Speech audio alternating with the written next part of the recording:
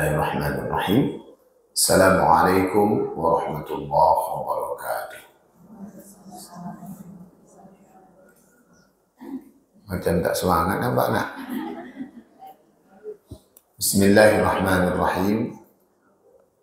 Alhamdulillah, assalatu wassalamu ala rasulillah wa ala alihi wa azwajihi wa dhurriyyatihi wa ashabihi wa ummatihi ajma'in, amma ba'd.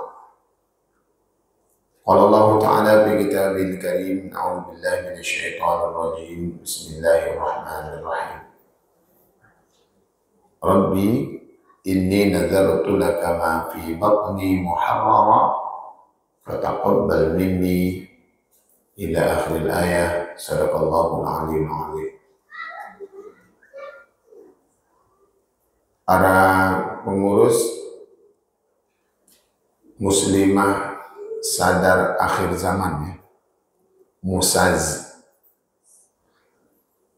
serta seluruh anggota yang tak dapat disebutkan gelar jabatannya masing-masing, semuanya saya hormati, saya muliakan. Semoga pula kita semua dimuliakan Allah Subhanahu wa Ta'ala. Amin ya rabbal alamin. Alhamdulillah, segala puji hanyalah milik Allah, karena itu tidak tempat kita memuji melainkan hanya kepada Allah. Salawat juga salam, Allahumma salli wa sallim, semoga Allah curahkan, limpahkan ala nabiyyina Muhammadin, pada nabi kita Muhammad sallallahu alaihi wasallam, wa ala alihi, juga kepada seluruh keluarganya, wa azwajihi, istri-istrinya, wa dzurriyyatihi, anak-anak, cucu dan cicitnya, wa ashabihi, sahabat-sahabatnya, wa ummatihi, dan umat-umatnya. Semoga kita adalah bagian orang yang akan mendapatkan salawat dan salam dari Allah ini, insyaallah. Amin. Bu, amin bu. Amin. Semangat. Ini kayaknya belum sarapan apa nih? Udah. Tentu selaku orang yang telah menghabiskan umur untuk belajar agama ini, mengapresiasi kegiatan ibu-ibu Musaz ini, muslimah sadar akhir zaman, karena memang orang yang sadar akhir zaman itu sesuai dengan sabda Nabi. Karena kalau kita nggak nyadar zaman ini akan berakhir, maka kita kadang ingin buat suka-suka aja. Sebab itu banyak firman Allah dan hadis Nabi itu mengkaitkan perilaku kita itu dengan akhir zaman. Misalnya kata Nabi, "Man kana yu'minu billahi wal yawmil akhir." Siapa yang beriman kepada Allah dan hari akhir. Jadi ketika kita ini sadar bahwa dunia ini akan berakhir, maka kita mesti mengikuti jalan yang telah Allah tetapkan. Karena kita ini tidak akan berakhir begitu saja, melainkan ada pertanggungjawaban setelahnya. Saya di chat oleh ibu, ini memang namanya Ibu Vivi itu apa? Ya, Bu Vivi, ini tema besar kita adalah masalah parenting. Jadi kita ini ingin jadi ibu hebat ya.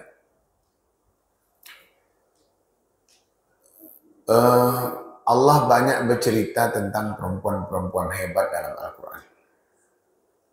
Kemudian juga Nabi bercerita tentang perempuan-perempuan hebat, perempuan-perempuan tangguh.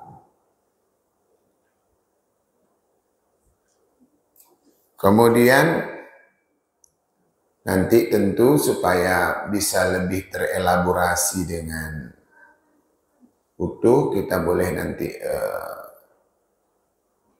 berdiskusi. Ini waktu kan pukul 9 sampai pukul 11 ya Bu? Hah? 10.30. Ini materinya saya semua atau langsung dialog di sini? Teman-teman model ini? Berapa? Oh gitu. Baik. Jadi saya akan coba menyampaikan bagaimana menjadi perempuan hebat. Tadi judulnya rumah tangga adalah jalan mudah kita ke surga. Pertama, berumah tangga itu adalah perintah Allah. Sebab itu menikah itu adalah sunnatullah. Sunnatullah artinya perintah Allah. Bila Allah memerintah, maka ketika kita lakukan, pasti kita akan mendapatkan pahala. Karenanya lah, maka menikah itu saja itu sudah berpahala. Jadi ibu-ibu dulu menikah itu akan mendatangkan pahala. Ya tentu dengan motivasi dan niat yang benar ya. Menikah karena Allah. Makanya hari ini Bapak penghulu atau kepala kantor urusan agama itu sebelum menikah dia ngomong gini, Jum, kita niat nikahnya karena Allah, kayak gitu ya kan. Calon pengantin perempuan yang di kamar, yuk sama-sama niat. Kan belum keluar waktu itu. Waktu itu ibu langsung keluar nggak sih? Enggak ya, masih dalam juga ya. Atau ada yang keduluan keluar gitu ya. Enggak. Jadi berniat karena Allah, karena memang kenapa? Karena ketika aktivitas kita itu diniatkan karena Allah, maka semuanya itu akan mendatangkan pahala. Nah, sekarang motivasi menikah ini karena Allah memerintah.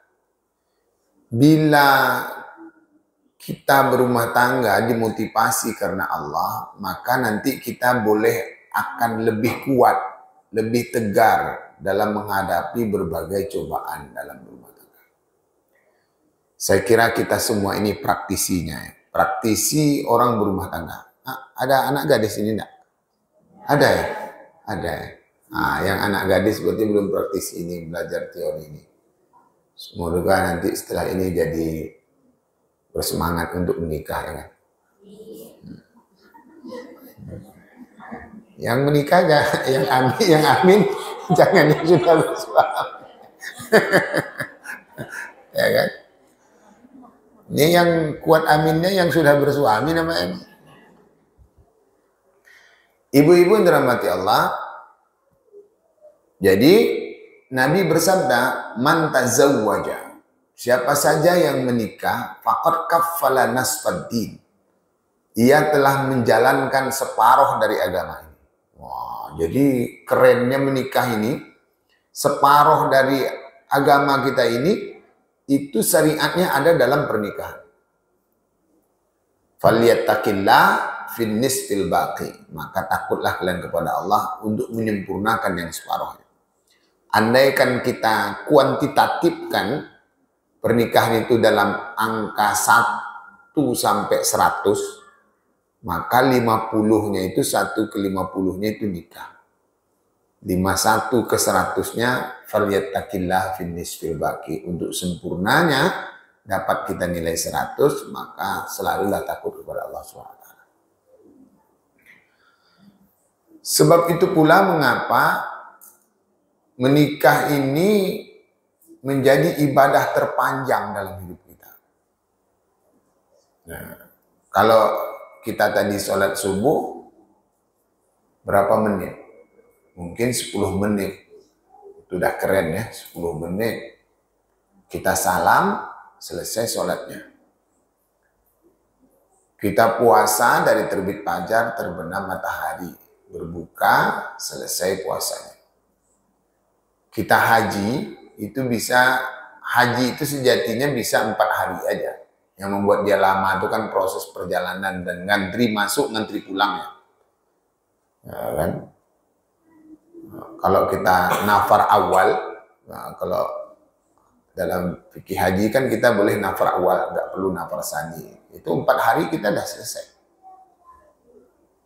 Tapi kalau ibadah menikah ini, itu panjang. Semenjak kita dinyatakan sah oleh para saksi, sah. barakallahu laka, maka berkah buat engkau. Terus wa jama'a bainakuma fil khair, agar kalian berdua dipersatukan dalam kebaikan, kan begitu doa. Maka semenjak itu kita beribadah menikah sampai kapan? Sampai mati. Sampai mati. Jadi kita tidak ada niatan pengen ganti. Kita tegar menghadapi segala bentuk tantangan dalam rumah tangga itu. Kenapa? Karena ini perintah Allah. Ini kita kalau karena Allah ini motivasinya hebat. Sebab itu ketika Sayyidah Hajar ditinggalkan oleh suaminya Ibrahim di Mekah sekarang ya. Cobalah ibu-ibu bayangkan. Kalau ibu kira-kira kuat nggak sih? Baru dapat anak, terus ditinggalin ibu di satu tempat, di situ nggak ada orang, tinggal berdua sama anak aja, ya kayaknya berat ya. Tetapi apa yang membuat Hajar ketika itu kuat? Awalnya Hajar itu protes juga ke suaminya. Mengapa engkau tinggalkan kami di sini? Ini aku sendiri. Anakmu, apa enggak kasihan? Ibrahim enggak punya kata-kata untuk menjawab. Karena dia memang sayang, dia memang kasihan. Menengok suaminya enggak punya sikap, enggak punya reaksi apa-apa. Maka Hajar itu nyambung. Dia tanya ke suaminya, ahadza min amrillah. Apa engkau meninggalkan kami berdua di sini karena perintah Allah? Kata Ibrahim, iya. Bahkan dalam sejarah itu dicatat, Ibrahim itu menjawab iya, enggak berani menatap istrinya. Iya. Istri di sini, kalau istri itu di sini, iya. Kalau Allah yang memerintah, pergilah. Wah, ini. Makanya kalau motivasinya karena Allah ini, kita bisa menjadi strong. Kita menjadi kuat. Kenapa? Karena Allah pasti enggak akan meninggalkan kita. Pasti Allah akan jaga kita. Dan Ibrahim pun berani meninggalkan istri dan anaknya. Makanya kisah ini kan dibuat begitu dramatis. Mengapa dramatis? Karena dramatisnya gini. Buat Ibrahim, ia sudah lama kali pengen anak. Pengen anak lama, itu kan diceritakan dalam berbagai kitab sejarah dan tafsir. Ibrahim sudah berumur 80 tahun lebih. Terus baru dapat anak. Ini menunjukkan bahwa mengapa ceritanya harus begini. Karena Ibrahim itu Allah ingin ilustrasikan ke kita. Dia sangat sayang ke anaknya. Gitu. Dia sangat sayang ke istrinya ini. Maaf nih ibu-ibu, walaupun ini istri keduanya. Nanti ibu-ibu protes lah. Menceritanya memang gitu. Ini istri kedua, dia sangat sayang ke istrinya yang telah qadarullah melahirkan sebuah hati yang ditunggu-tunggu, harus ditinggalkan di suatu tempat. Gimana tuh? Dia sangat sayang. Tetapi karena Allah memerintah, maka tidak ada orang, siapapun yang bisa mengintervensi diri kita ini kecuali hanya Allah. Itu kan kerennya di situ tuh. Akhirnya Ibrahim pun pergi. Ini kalau melakukan sesuatu karena Allah itu kita jadi sangat kuat ya. Akhirnya Hajar tinggal berdua sama anaknya. Tinggal berdua sama anaknya. Yang dia khawatirkan itu pun terjadi. Anak menangis, tidak ada teman berbagi, anak kelaparan, anak kehausan. Tetapi ini kisahnya nih. Kisahnya kita bisa kuat kalau karena Allah. Mengapa harus kuat karena Allah? Karena kalau kita karena Allah, pastinya Allah tidak akan meninggalkan kita. Nah, coba kita ikuti sejarah Hajar ini. Akhirnya Hajar itu pergi ke Bukit Sofa. Ya gitu nak. Tidak pernah ibu dengar ceritanya? Dah, Anda usah cerita lagi begini. Ya ceritanya udah, tapi boleh jadi hikmah-hikmah di dalamnya mungkin ada yang ketinggalan. Ya. Apa makna sofa? Nah, ini, makna sofa. Kata sofa itu maknanya adalah orang yang menapis atau menjaring ya, atau memisahkan antara yang baik dengan yang jelek. Setelah ditapis atau disaring, kalau ibu siap goreng pisang lah nak, banyak kriuk-kriuknya. Minyak jadi kotor, terus kita tapis ya kan. Tahu ibu tapis nggak sih? Oh ya. Disaring gitu ya. Kan jatuhlah yang baiknya, yang surat apa tadi?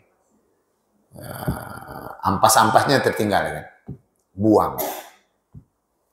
Jadi yang baik-baik itu namanya sofa. Kemampuan kita menyaring, memisahkan sesuatu yang bercampur antara yang baik dengan yang jelek, terus kita pisahkan, dapat yang baiknya, perilaku itu disebut dengan sofa. Jadi Hajar itu kan tadi udah dia ngomong gini ke suaminya, ahadza min amrillah. Apakah engkau meninggalkan kami ini karena Allah? Kata suaminya, iya. Ya udah engkau pergi aja. Karena pasti Allah nggak akan tinggalkan kami. Allah pasti jaga kami. Kau tenang aja. Kalau memang ini perintah Allah, pasti semuanya akan baik-baik aja. Maka dia pergi ke Bukit Sofa itu, dia sudah berpikiran, Allah nggak akan menyia-nyiakan kami di sini. Nah, itu maksudnya. Karena itu dalam rumah tangga tadi, Allah tidak akan menyengsarakan kita dengan melaksanakan perintah rumah tangga ini. Nah, itu kalau kita ilustrasikan ke situ ya. Jadi dalam pikiran kita sudah harus kita bangun, atau bahasanya kita harus punya mindset, men-setting otak kita nih ya kan, pikiran kita itu bahwa berumah tangga ini perintah Allah dan ini akan mendatangkan kebaikan. Kalaupun ada pernak-perniknya di dalam, ini pendewasaan diri kita saja sebenarnya. Nah, kita harus mampu meyakinkan diri kita bahwa Allah tidak akan meninggalkan kita, Allah akan jaga kita. Itu kalau kita punya dasar pikiran berbuat sesuatu karena Allah. Ini nyambung kan Bu ya? Saya memang kalau ceramah ini tidak pandai bersuara kuat-kuat, kayak gini aja suaranya. Ya. Nah, ibu-ibu yang ngantuk bangun sendiri aja. Ya. Nggak akan dibangunkan dengan teriakan-teriakan. Oke. Karena itulah Hajar percaya diri, dia tidak akan ditinggalkan Allah. Allah akan jaga dia. Pasti Allah akan menyiapkan apa yang ia perlukan. Makanya dia pergi ke Bukit Sofa. Jadi penamaan Sofa ini bukan penamaan begitu saja. Ini ada hikmahnya. Allah memberi nama ini ada filosofinya gitu. Karena itu orangnya disebut dengan Sofi. Ada Ibu Sofi di sini? Nah, teman saya ada namanya Sofi. Nah, jadi orang yang bernama Sofi ini sejatinya ia adalah orang yang mampu membuang semua kejelekan yang ada dalam alam pikirnya itu baik-baik aja. Selalu berpositif thinking. Apalagi itu kepada Allah. Karena Allah itu yang mesti harus kita positif thinking. Karena konsep Allah itu wa mallahu yuridu dzulman lil alamin. Allah tuh gak akan pernah menganiaya hamba-hambanya. Jadi setiap keputusan Allah tuh gak akan pernah itu berencana untuk menganiaya kita. Itu bangunan cara berpikir Hajar. Nah, atau nama orang ada Sofyan. Ibu ada yang punya suami Sofyan? Berarti Pak Sofyan itu orang yang mampu membuang setiap kejelekan, terutama pada diri Allah SWT. Allah nggak akan mungkin berbuat sia-sia. Allah nggak akan mungkin berbuat aniaya. Allah tidak akan meninggalkan kita. Nanti sifatnya disebut dengan sufi. Nah, ibu-ibu pernah membaca tokoh-tokoh sufi? Jadi orang sufi itu, ia telah mampu menjadikan Allah itu akan selalu berbuat baik, nggak pernah berbuat aniaya. Pasti itu. Dia yakin benar Allah itu tidak akan berbuat aniaya buat dirinya. Karena itu yang dia minta dari Allah itu adalah ridhonya Allah. Dia nggak minta apa-apa. Makanya tokoh sufi terkenal itu kan namanya Rabi'atul Adawiyah. Pernah dengar ibu? Nanti boleh di-search di Google, Rabi'atul Adawiyah. Ini tokoh sufi terkenal nih. Jadi dia ngomong gini, dia beribadah itu bukan pengen surga, bukan takut neraka, tetapi dia beribadah itu ingin cari ridho Allah. Andaikan Tuhan, Allah itu ridho, saya masuk neraka, itu lebih saya senangi ketimbang saya harus masuk surga, tapi Allah nggak ridho. Wah, itu kan udah tinggi, itu kaji itu. Nah, jadi yang dicari itu ya keridhaan.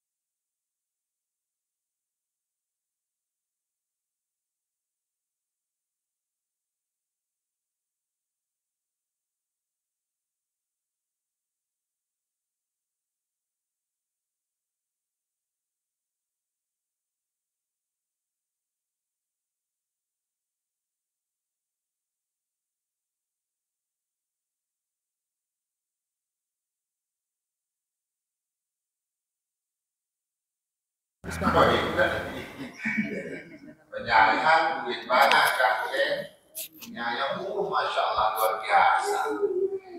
Ibu tak usah sombong, ibu sombong, bisa dapat karena hebat-hebat kita, nasib badan aja, karena Allah bagi. Kebetulan pula suami ibu ini orangnya tipenya tidak pegaul betul, tak pandai mau ke sana-sana, anak pandai. Tahunya cuman ibu aja tiap hari. Padahal tak ada, katanya Iko aja lah. Akhirnya sama ibu. Kalau nasib dengan Nio itu mudah. Jadi artinya dalam hidup ini kita itu kalaupun mendapatkan sesuatu posisi yang hebat, keren, sebenarnya bukan karena kita yang hebat, Allah yang bagi.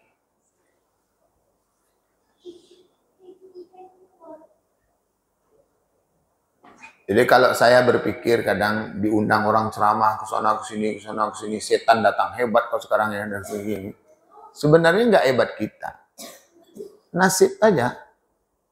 Kadang orang tuh udah capek nak mencari penceramah, ini nggak bisa, ini nggak bisa. Ditanya-tanya, kalau siapa kira-kira bisa ya? Coba itu sama Piro tuh. Bisa Ustaz, bisa. Hah, sebenarnya bukan karena orang tuh udah capek nak mencari penceramah, ujung-ujungnya kena, bukan kena hebat kita kan? Perasaan hebat pula tuh. Udah lawak dah ban serap. Udah tidak dapat ini dah. Jadi jangan pernah ngerasa diri hebat. Makanya gitu. Makanya tadi Allah itu buat cerita yang berusahanya Hajar, yang dapatnya Ismail. Ismailnya di situ aja diam. Kok dia yang dapat? Bukan Ismail yang hebat, Hajarnya nggak hebat. Bukan gitu. Allah itu ingin katakan hidup ini kayak gitu. Nah, makanya jangan pernah. Jadi adik-adik para korik-korikah nih, dia membahas para pemenang MTQ di Jambi. Ada orang masuk final, ini cerita ilustrasi. Ada korik yang dah masuk final di apalah nih, dibicarakan jadi buah bibir, si Anu ini pasti menang nih, hebat. Begitu dia di final, melakukan kesalahan fatal. Akhirnya orang yang biasa-biasa aja menang. Lalu saya katakan ke adik-adik nih, hidupnya kayak gitu. Jadi kalau kita bisa menang, itu bukan karena kita hebat. Memang nasib kita lagi Allah takdirkan begitu. Itu buktinya. Yang diduga orang ini hebat, salah dia, kita menang. Paham nggak ibu maksudnya itu? Kan enggak gara-gara hebat kita kan? Gitulah itu hidup nih. Jadi kita enggak ada hebat.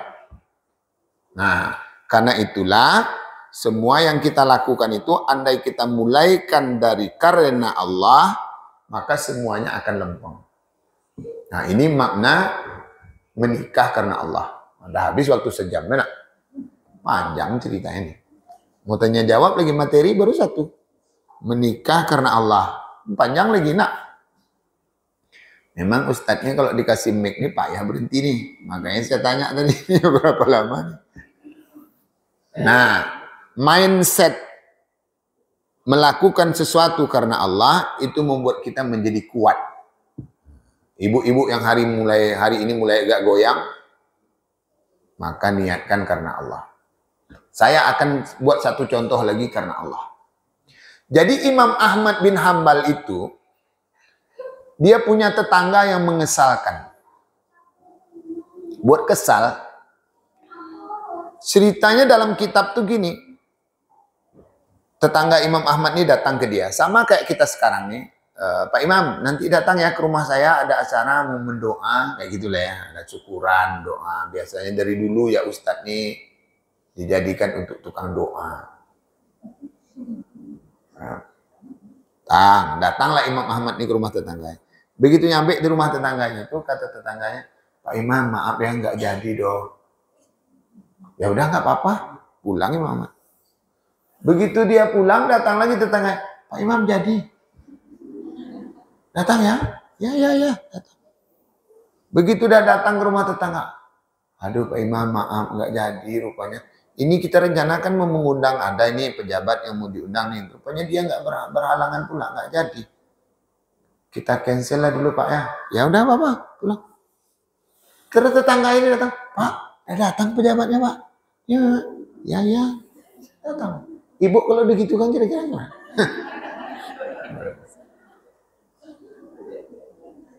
Doa lah kau sendiri. Nah gitu. Imam Ahmad datang. Lalu tetangganya ini heran. Pak Imam, aku tengok aku yang telah mengesahkan engkau balik ini. Tapi engkau biasa aja.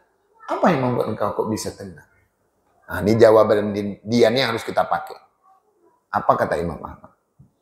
Engkau ini tetangga saya. Tuhan saya Allah Subhanahu Wa Taala berkata, aku harus memuliakan engkau. Jadi saya nggak boleh kesal ke engkau. Nah, karena kata Allah gimana? Mangkana yu'minu billahi wal yaumil akhir falyukrim jarah. Kalau kalian itu memang beriman kepada Allah dan hari akhir, maka baik-baik dengan tetangga. Jadi sekesal apapun tetangga itu kita harus, nah, ini ibu-ibu yang suka kesal ke tetangga nih, nah, kita harus tetap baik karena dia tetangga kita. Perintah Tuhan ke kita baik dengan tetangga. Karena itu saya nggak ada urusan dengan engkau. Jadi logikanya gitu. Saya ini nggak ada urusan dengan engkau. Mau engkau mengesalkan atau gimana, saya tetap harus baik. Karena Tuhan saya memerintah saya harus baik. Mau engkau mengesalkan atau tidak, saya harus baik. Karena Tuhan saya perintah begitu. Tidak ada yang bisa mengintervensi saya nih selain dari Tuhan. Kamu nggak bisa mengintervensi saya. Yang bisa mengintervensi saya siapa? Tuhan. Tuhan bilang saya harus baik, saya harus baik. Ini efek energi yang ditimbulkan kalau kita melakukan sesuatu itu karena Tuhan, karena Allah.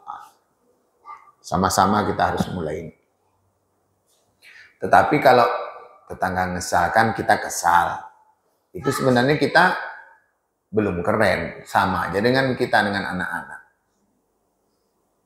Anak-anak gitu kan, mau makan kalau lauknya enak. Kalau suka, kalau diberi ini itu.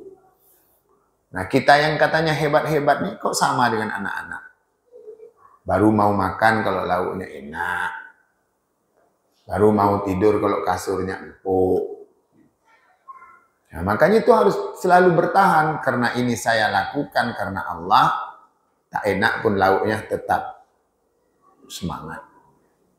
Nah gitulah lebih kurang maknanya. Nah itu tentang niat menikah, berumah tangga karena Allah. Kita akan punya energi positif.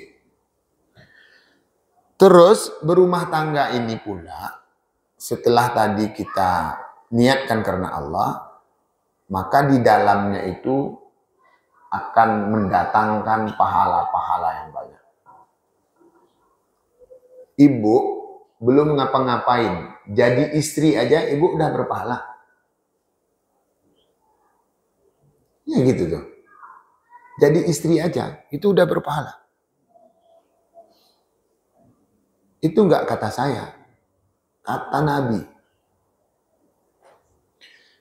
Sebaliknya suami ibu, dia jadi suami itu udah berpahala. Nah, karena suami itu tugasnya kan mencari nafkah. Maka kata Nabi, man amsakalla min amali yadih amsa maghfurullah. Seorang suami yang capek bekerja di suatu waktu, di sore hari atau di malam hari, capek dia bekerja karena untuk memenuhi kebutuhan istri dan anak-anaknya, amsa maghfurullah, maka capeknya itu mendapatkan ampunan Allah. Jadi suami kita bekerja dari pagi sampai sore itu membanting tulang gini-gini, itu sebenarnya nggak free. Dia dapat ampunan Allah. Untuk apa ampunan ini? Ampunan inilah yang menuju kita ke surga. Makanya tadi judul besar kita, berumah tangga jalan mudah menuju surga. Jadi dia capek tadi nggak free, dia dapat ampunan Allah. Untuk apa ampunan ini? Kata Allah, wallahu yad'u ilal jannah. Allah itu ngajak kita ke surga. Dia pengen kita semua masuk surga. Bagaimana dia mengajak kita ke surga? Wal maghfirati biiznih. Wal maghfirah. Ini mohon maaf, ini saya bukan menyebut nama saya. Wal maghfirati biiznih. Dia ampuni dosa kita. Jadi kita nih berharap Allah tuh selalu ampuni kita karena kita selalu banyak buat salah. Nah, itu suami tuh. Nah, sekarang kan ibu-ibu nih, ibu-ibu ayyumam ra'atin matat. Perempuan mana saja yang mati. Zaujaha anha radin. Suaminya ridho kepadanya, senang. Dakhalatil jannah, ibu masuk surga. Dalam hadis yang lain, perempuan yang sholat, puasa, kemudian dia mati, suaminya ridho, dia masuk surga. Jadi ibu memang harus selalu tampil menyenangkan di depan suami. Sebaliknya suami juga harus tampil menyenangkan, bukan hanya ibu aja. Makanya kalau kita baca hadis-hadis Nabi itu ya, ketika Allah perintah ke istri berarti ya iya suami. Ketika Allah perintah suami ya iya istri. Kan logikanya gini. Ya Abu Dzar, kata Nabi ke Abu Dzar, idza tabakhta, kalau engkau memasak, fa'aksiru ma'aha, ta'ahad li jiraniha. Kalau engkau memasak, banyakkan airnya, nanti bagi tetanggamu, kan gitu. Ini kan Nabi memanggil siapa? Abu Dzar kan? Apakah hadis ini hanya untuk Abu Dzar? Enggak kan? Untuk semua kita kan? Maka ketika Allah berbicara tentang suami, maka perilaku yang sama juga untuk istri. Gitu. Jadi perintah itu kalau Allah menyebut seseorang, bukan berarti untuk dia aja.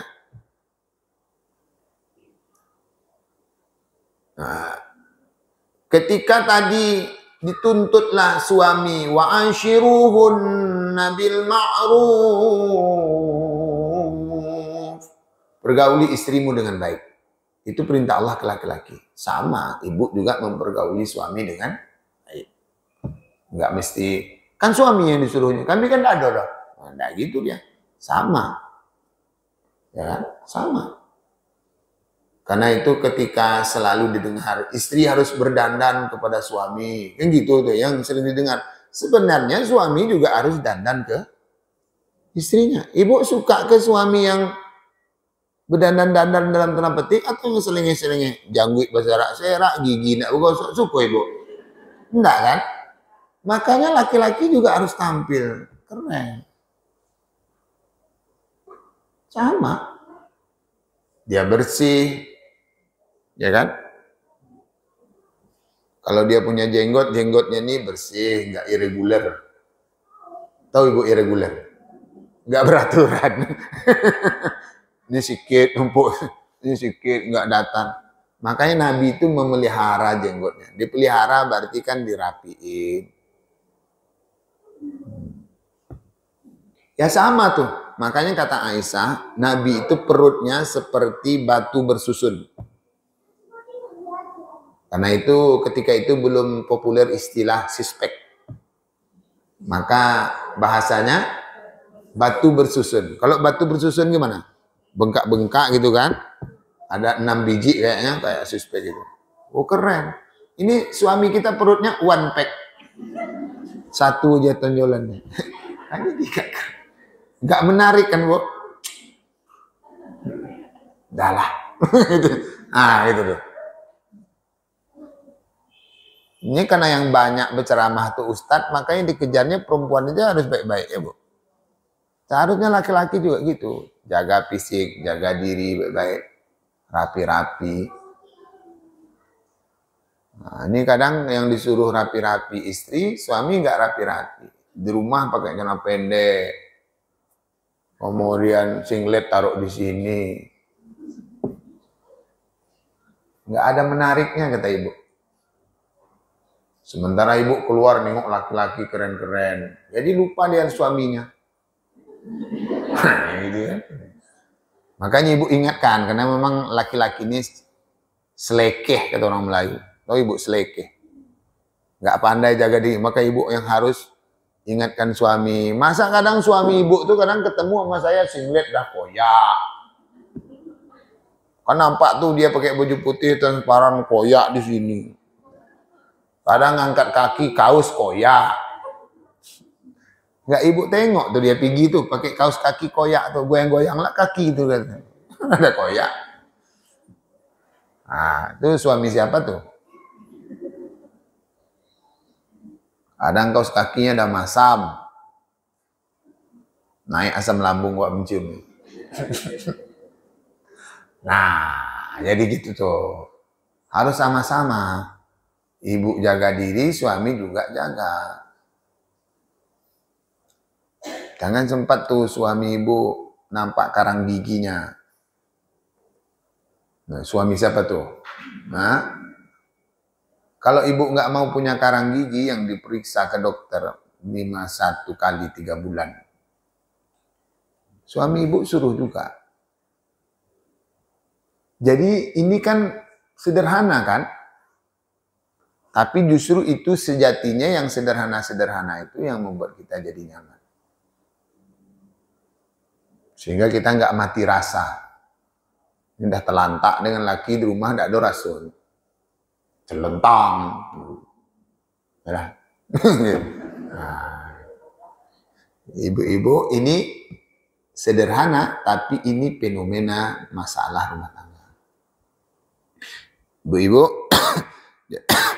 mencari ridhonya suami tadi menjadi syarat ibu untuk diletakkan di surga. Ya kan? Terus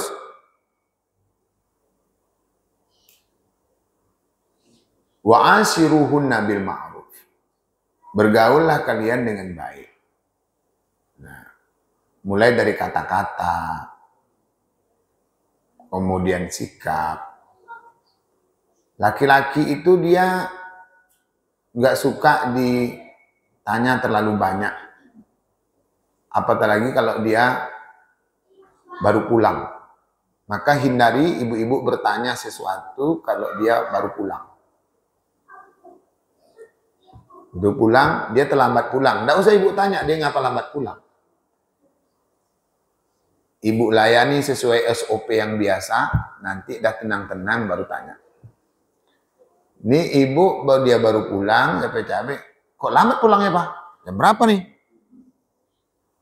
Apalagi nanyanya ngegas ya nak. Tahu ibu ngegas. Bahasa anak muda ini kan ngegas. Ih bapak ngegas kan?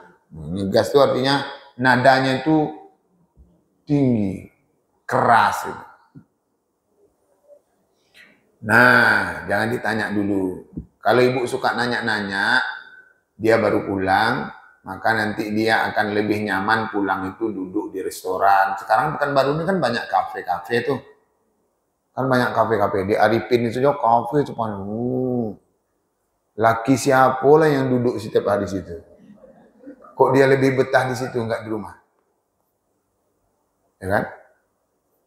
Nah, kenapa dia lebih betah duduk di situ? Karena di rumah nggak nyaman. Ibu banyak tanya. Orang restoran nggak ada tanya-nanya. Dia baru tiba, dari mana Pak? Nggak ditanya kan? Silakan Pak, mau minum apa? Gitu kan? Ibu nanti kalau suami pulang, abang dari mana? Nanti itu tanya. Kalau ibu pengen nanti tanya. Tanya dia. Bebek mau minum apa? Ayam bebek. Makanya ibu-ibu juga panggilan ini penting. Sebab itu Nabi itu tidak memanggil nama ke istrinya. Dan Aisyah pun tidak memanggil nama kan. Dia memanggil karena Nabi memang Rasulullah, ya panggil Rasulullah. Ya ibu-ibu boleh gunakan panggilan apa nih? Walaupun dah agak terlambat, tidak apa-apa dong. Dari jelas. Panggil apa? Ya kalau ibu panggil sayang ke suami, ibu susah marah. Kalau ibu panggil sayang, sayang dari mana? Nah, kan tidak payah marahnya kan? Makanya panggilan yang meneduhkan. Maka bahasa Allah tadi wa ashiruhunna bil ma'ruf. Kalian bergaullah dengan ma'ruf, dengan arif, dengan tutur kata yang lunak lembut. Nah, itu dia tuh. Kalau ini dah kita lakukan, ini kan semuanya pahala-pahala nih. Pahala-pahala. Maka rumah tangga ini nanti jalan mudah kita ke surga. Karena di dalam rumah tangga itu pahala itu sudah banyak kita dapatkan. Bergaul dengan suami dapat pahala. Katanya lunak lembut dapat pahala. Bersabar ketika dia pulang kita nggak banyak nanya, pahala. Gitu. Ya kan?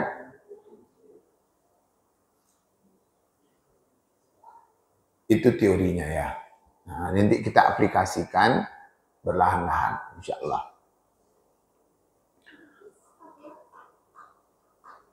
Terus yang berikutnya, setelah menjadi istri berpahala, nanti kita jaga anak-anak. Menjaga anak-anak itu juga mendatangkan pahala yang mengantarkan kita ke surga. Man ala thalatha banatin fa'addabahunna wa zawajahunna wa ahsana ilaihinna falahul jannah. Kalau kalian memiliki anak-anak perempuan, di sini dalam hadis ini memang anak-anak perempuan, tetapi bukan berarti anak laki-laki nggak masuk. Kenapa Nabi berkata anak perempuan? Karena orang jahiliyah itu dulu nggak suka anak perempuan kan? Anak perempuan dibunuh kan? Wa idza busyira ahaduhum bil untha dhalla wajhuhu muswadda wa huwa kadhib yatawara min su'i ma busyira bi ayumsikuhu ala hunin am yadussuhu fit turab. Orang itu kalau punya anak perempuan dia malu, dibunuhnya anaknya, dikuburnya hidup-hidup, ataupun dijaga, dipelihara dia malu. Makanya Nabi motivasi mereka punya anak perempuan. Kalian kalau punya anak-anak perempuan, fa'addabahunna, kalian didik dengan baik, wa zawajahunna, kalian nikahkan dia dengan laki-laki terbaik, wa ahsana ilaihinna, kalian pergauli dia dengan baik, falahul jannah, kalian akan masuk surga. Anak-anak kita ini sejatinya untuk jodohnya kita memang harus ikut andil. Sudahlah ibu dulu cari jodoh sendiri, kan? Misal kan? Makanya gini. Makanya kita harus ikut andil memberikan pikiran kepada jodoh anak-anak kita. Karena memang kalau kita ikut andil, falahul jannah, kita bisa masuk surga. Jangan ibu ngomong, mama terserah kalian lah, siapapun yang kalian bawa calon suami kalian sini, mama akan nikahkan. Tidak masalah. Nanti kalau mama pula yang mencarikan, kalau nanti nggak baik, kalian menyesal ke mama. Tapi kalau kalian cari sendiri, ya udah. Kalau kalian dapat baik, ya untung. Kalau enggak, rasain sendiri. Itu nggak benar tuh. Karena orang yang akan menderita pertama, kalau anak kita nggak bahagia, siapa? Ya kita. Nah, itu omongan-omongan itu nggak benar. Nggak usah lebay. Nggak usah ngomong-ngomong gitu. Kita harus bertanggung jawab kepada anak-anak kita. Kita teliti baik-baik. Nah, mendidik anak ini berat. Ini ibu-ibu mungkin, ini ada yang sudah punya anak seusia kuliah atau sudah berumah tangga. Punya anak kecil, lain tekanannya. Punya anak remaja, tekanannya lain. Anak-anak dah dewasa, menyesaknya lain lagi. Pokoknya punya masalah terus nih. Anak kita kecil yang kita takutkan dia masuk parit, nanti terlanggar mobil, ini gitu yang dipikir. Kalau dia ada remaja, pergaulannya. Kalau dia laki-laki, bagaimana nanti dia dengan perempuan. Kalau dia perempuan, gimana? Itu jadi pikiran kita. Dia dah dewasa, kadang dia tidak dengar ngomong awak. Kata awak ke kirinya, nak ke kanan. Kata kita ke kanan, dia nak ke kiri. Kata kita maju, ini mundur. Nah, gimana nih? Ini kita mesti punya ilmu lagi nih menghadapi anak-anak. Karena memang anak-anak ini kalau udah dewasa tidak sama dengan anak ketika dia di TK. Apa kata kita? Dia suruh dia baju ini, baju itu, jilbabnya kita putar-putarkan, ini kita kasih lipstik. Ya itu anak masih kecil-kecil. Azab anak tuh kadang dibuat emaknya. Saya nih kadang disuruh pula menjadi juri pisenso anak-anak. Tengok anak-anak azab sama emaknya. Diputar-putar gini, anak yang kecil-kecil itu suruh pakai hak tinggi. Itu kan selera emaknya kan. Sekarang anak udah dewasa, mau enggak dia digitukan? Nggak mau. Nah, makanya ibu harus bisa berubah. Dari anak seumur ini, style kita gini. Anak udah dewasa, gini. Ini mesti menyesuaikan. Karena itu kata Nabi, ajari anak itu dengan generasinya. Jangan kita paksain. Nanti anak kita tidak dewasa. Kalau kita terus paksain dia tidak punya sikap. Mau beli baju sendiri tidak pandai. Jangan kan disuruh ke pasar beli bawang. Bawang itu yang mana katanya. Nah, karena bawang tidak tahu. Makanya dia harus diberi kemandirian belajar sendiri. Nah, ibu-ibu yang dirahmati Allah itu tentang menjaga anak-anak. Ya, menjaga anak-anak ini. Terus yang terakhir, ibu jangan pernah berhenti berdoa. Waktu kita dah habis pula. Terakhirlah ya. Ini sampai doa aja. Doa. Ibu-ibu pernah mendengar cerita keluarga Imran dalam Al-Quran ya. Ali Imran. Artinya itu keluarga Imran. Walaupun Allah bercerita tentang keluarga Imran, tetapi isinya itu istri Imran. Nah, ini yang harus ibu-ibu contoh nih. Makanya surahnya itu namanya keluarga Imran. Nama suaminya disebut. Tetapi isinya Allah bercerita tentang kisah Imran itu. Allah enggak menyebut Imrannya lagi. Allah bercerita tentang istri Imran. Berarti ibu-ibu. Jadi rumah tangga itu oleh para ulama itu sangat ditentukan oleh ibu-ibu. Jadi orang-orang hebat itu umumnya bermula dari emaknya yang hebat. Karena ayahnya tidak tahu dia anak ini. Karena ayahnya kan cari nafkah kan, keluar. Ketemu anak tuh kadang ya sekedarnya. Yang mendesain anak tuh ya ibu. Maka di antara cerita Allah tentang keluarga Imran itu adalah wa in qalat imra'atu Imran, maka bercakaplah istri Imran. Nah, Allah bercerita tentang istrinya. Dalam kitab tafsir Ibnu Katsir diceritakan nama istri Imran itu Hana.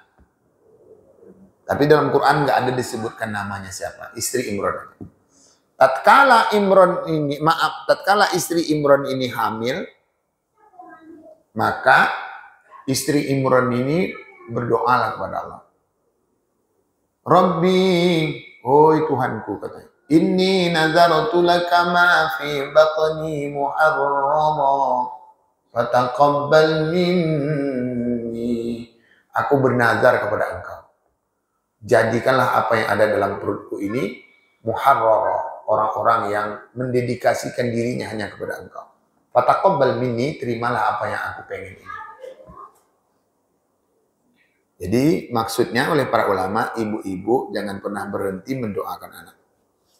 Sama dengan cerita Hajar tadi, Ismail jadi keren, itu karena emaknya yang keren. Bolak-balik. Ibu-ibu ini mendengar nih cerita Thomas Alva Edison yang menemukan bola lampu nih. Ibu udah baca sejarah Thomas belum? Nanti search di Google. Thomas itu gimana? Thomas itu anaknya bodoh.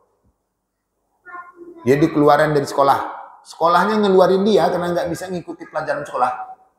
Saking gimana tuh? Dalam tanda petiknya ya dia, ya gimana tuh disebut bodoh ya nggak bodoh. Ya pokoknya punya kelemahan lah gitu. Akhirnya pulang, dikeluarin dari sekolah. Apa yang membuat Thomas menjadi laki-laki terkenal seluruh dunia hari ini? Emaknya. Jarang cerita keluarga ini, tokohnya itu laki-laki. Semuanya perempuan. Makanya Musaz ini harus menjadikan anak keturunannya soleh-solehan. Dah.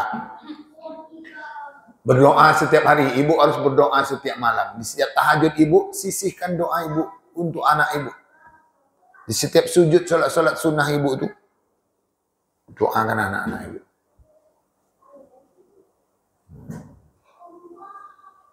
Doa, ya Allah jadikan anak aku orang yang muharrara, ya Allah jadikan anak aku yang muharrara. Akhirnya lahirlah. Anak rupanya perempuan lahir. Anaknya Imran tadi lahir perempuan. Siapa namanya? Maryam. Jadi Maryam ini anaknya Imran ini. Jadi kalau ibu-ibu mendengar ada Maryam, ya anak Imran lagi. Keluarga Imran itu anaknya ya Maryam.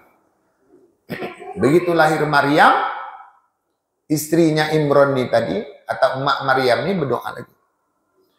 Inni u'idzuka biha wa dzurriyyataha minasyaitonir rajim.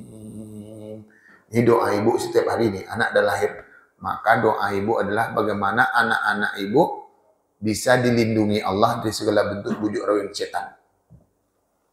Karena kita kok bisa tersasek segala macam itu gara-gara setan. Baik setan yang di luar diri atau setan yang ada di dalam diri kita. Doa ibu. Jangan pernah ibu lupa berdoa. Ketika doa-doa ibu ini sudah menembus langit, maka Maryam dipercaya Tuhan untuk dia mengandung seorang laki-laki bernama Isa alaihissalam. Ini pemilihan Maryam sebagai tempat lahirnya Isa ini bukan tiba-tiba. Tentu harus dipilih, ini perempuan hebat.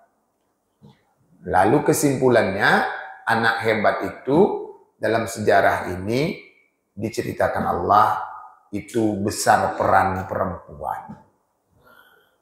Kesimpulannya itu. Berarti kalau udah begini, maka ibu akan ditempatkan ke surga insyaallah. Maka yang tadi, rumah tangga adalah jalan mudah menuju surga. Karena isinya di dalam ini surga.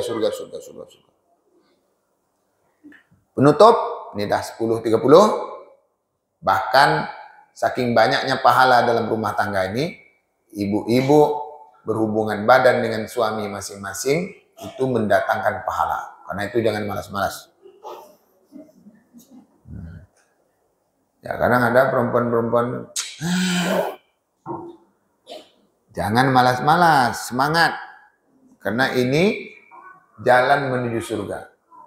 Ibu, jangan ibu jatah suami ibu macam menjatah makanan kucing. Perasaan ini malam Rabu lah, nggak ada nih ceritanya. Bahwa boleh Senin. Dijatah nih laki-laki yang kena jatah kok lebih bongak daripada kucing.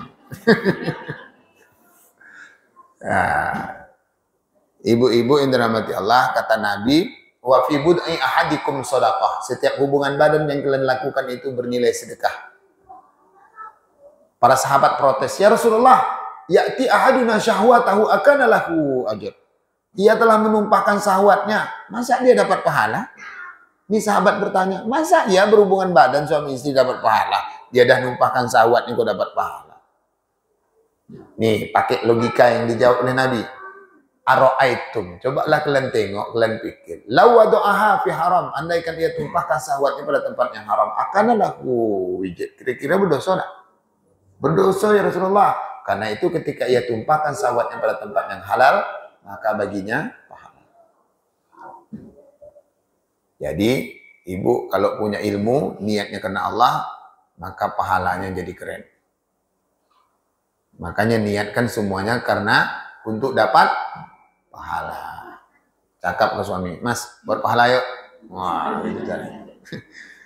Jadi ibu-ibu yang dirahmati Allah, kesimpulan akhir, dalam rumah tangga kita ini selalu ada jalan yang Allah buat untuk mendatangkan pahala. Karena itu rumah tangga kita ini jalan menuju surga. Sebab itu pula Nabi berkata, Al-baiti jannati, rumah tanggaku itu surgaku, karena di dalamnya memang banyak pahala-pahala yang akan mengantarkan kita ke surga. Semoga rumah tangga kita dijaga Allah SWT, dan rumah tangga inilah yang akan mengantarkan kita ke surga insyaallah. Amin. Habis. Ini tanya jawab dulu atau habis? Tanya jawab dulu. Oke, silakan.